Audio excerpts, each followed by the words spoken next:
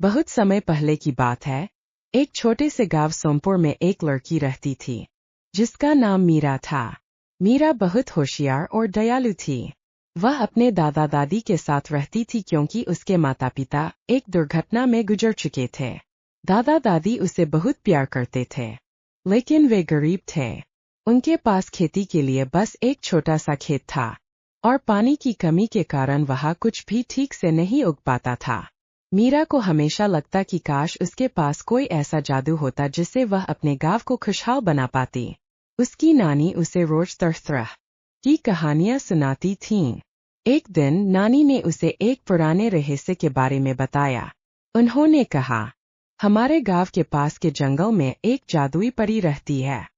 जो कोई भी सच्चे मन से उसकी परीक्षा पास करेगा, उसे वह अमूल्य उपहार देगी। लेकिन अब तक कोई भी उसे ढूंढ नहीं पाया। मीरा को नानी की कहानी सुनकर बहुत रोमांचक लगा।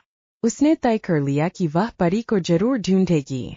अगली सुबह बिना किसी को बताए वह जंगल की ओर चल पड़ी।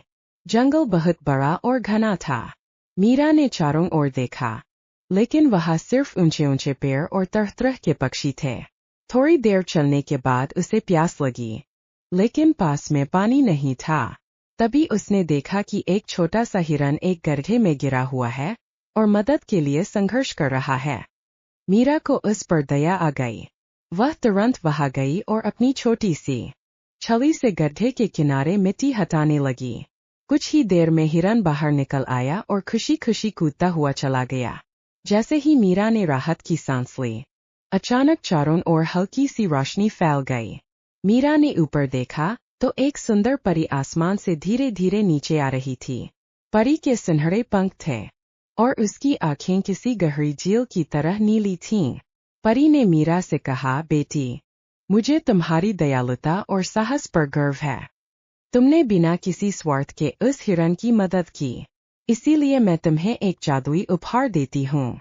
यह एक जादुई गला है जो कभी खाली नहीं होगा। इसमें हमेशा स्वच्छ और मीठा पानी रहेगा। मीरा ने परी को धन्यवाद दिया और खुशी से गला अपने साथ ले गई। मीरा ने गले का पानी अपने गांव में बांटा। अब गांव में कभी पानी की कमी नहीं रही। खेती अच्छी होने लगी और गांव खुशहाल हो गया। मीरा की दयालुता और साहस ने उसके गांव को बचा लिया। मीरा की कहानी आज भी गांव में सुनाई जाती है और लोग उसे याद करते हैं।